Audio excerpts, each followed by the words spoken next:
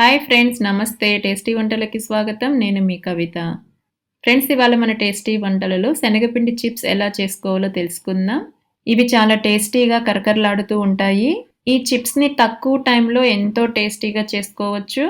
పిల్లలు స్నాక్స్ అడిగితే అప్పటికప్పుడు తక్కువ టైంలో చేసుకోవడానికి ఇది బెస్ట్ ఆప్షన్ అండి. ఈ శనగపిండి చిప్స్ని స్కూల్కి కూడా స్నాక్స్ లాగా పెట్టొచ్చండి. ఇవి 10 to 15 డేస్ వరకు ఫ్రెష్గా ఉంటాయి. సరే, మరి లేట్ చేయకుండా ప్రాసెస్ స్టార్ట్ చేద్దామా? మిక్సింగ్ బౌల్లో 1 కప్పు శనగపిండి, 3 స్పూన్లు కార్న్‌ఫ్లోర్, 1 స్పూన్ చిల్లీ పౌడర్, పావు స్పూన్ పసుపు, హాఫ్ స్పూన్ జీలకర్ర పొడి, ఇంకా రుచికి సరిపడా సాల్ట్ వేసి అంతా కలిసేలా కలుపుకోవాలి. శనగపిండిలో ఎక్కడా ఉండలు లేకుండా పిండిని ప్రెస్ చేసుకుంటూ కలుపుకోవాలి. తర్వాత 1 స్పూన్ ఆయిల్ వేసి అంతా కలిసేలా కలుపుకుందాము. చూడండి, పిండిని ఈ విధంగా పిడికిటితో ప్రెస్ చేస్తే ముద్దలాగా ఫామ్ అవ్వాలండి. అప్పుడు మనకు ఆయిల్ కరెక్ట్గా సరిపోయినట్లు. ఇప్పుడు ఇందులో కొద్దిగా వాటర్ వేసుకుంటూ పిండిని చపాతీ పిండిలాగా కలుపుకోవాలి. అన్ని వాటర్ ఒకేసారి వేసుకోకండి, పిండి లూజ్ అయిపోతుంది. సో కొంచెం చూసుకుంటూ పిండిని చపాతీ పిండిలాగా ముద్దగా కలుపుకోవాలి. చూడండి, పిండి చపాతీ పిండిలాగా ముద్దగా స్మూత్గా వచ్చింది. ఇప్పుడు దీనిపైన ప్లేట్ పెట్టి 10 నిమిషాల పాటు పక్కన పెట్టి నానబెట్టుకుందాం. 10 నిమిషాల తర్వాత మూత తీసి మళ్ళీ ఒకసారి పిండిని కలుపుకుందాము. ఇప్పుడు దీన్ని మనం బాల్ లాగా రౌండ్గా చేసుకొని ఎలాగైతే మనం చపాతీలు ఒత్తుకుంటామో ఆ విధంగానే ఒత్తుకోవాలి.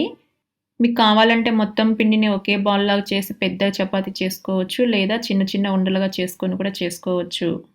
ఇప్పుడు బండపైన కొద్దిగా కార్న్‌ఫ్లోర్ చల్లుకొని పిండి ముద్దను ఉంచి 2 వైపులా కార్న్‌ఫ్లోర్లో అద్దుకోవాలి.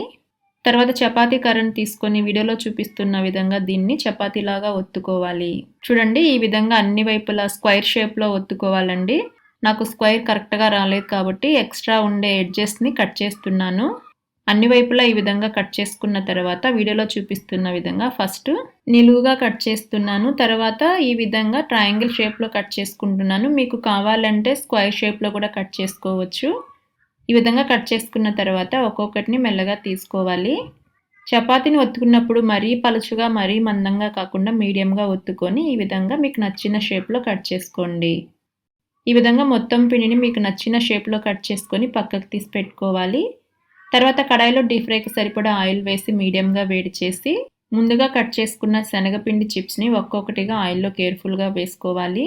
వీటిని ఆయిల్కి సరిపడా వేసుకొని లో టు మీడియం ఫ్లేమ్లో అడ్జస్ట్ చేసుకుంటూ ఫ్రై చేసుకోవాలి. ఇవి ఒక సైడ్ ఫ్రై అయ్యాక ఇంకొక సైడ్కి తిప్పుకొని ఫ్రై చేసుకోవాలి. హై ఫ్లేమ్లో పెడితే మాడిపోతాయండి, పిండి పచ్చిగా ఉంటుంది. సో లో టు మీడియం ఫ్లేమ్లో అడ్జస్ట్ చేసుకుంటూ చిప్స్ని ఫ్రై చేసుకోండి. చూడండి, చిప్స్ 2 వైపులా చక్కగా ఫ్రై అయ్యి గోల్డెన్ బ్రౌన్ కలర్లోకి వచ్చాయి కదా. ఇప్పుడు వీటిని పక్కకు తీసి పెట్టుకుందాం. ఈ విధంగా మొత్తం చిప్స్ని ప్రిపేర్ చేసుకోవాలి.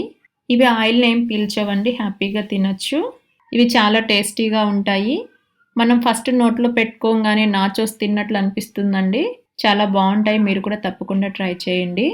అంతే ఫ్రెండ్స్, చూసారు కదా శనగపిండితో చిప్స్ ఎలా చేసుకున్నామో. మీకు ఈ రెసిపీ నచ్చితే లైక్, షేర్, కమెంట్ చేయండి. అలాగే మన ఛానల్ని ఫస్ట్ టైం చూస్తున్నవారు ఇప్పటివరకు సబ్స్క్రైబ్ కాని వాళ్ళు ఉంటే సబ్స్క్రైబ్ అవ్వండి. ఇంకా పక్కనే ఉండే బెల్ బటన్ని ఒక్కసారి క్లిక్ చేశారంటే నేను ఎప్పుడు వీడియో పెట్టినా మీకు నోటిఫికేషన్ వస్తుంది. మీరు ఎప్పుడు ఫ్రీగా ఉంటే అప్పుడు వీడియోని చూసేయచ్చు. Thank you.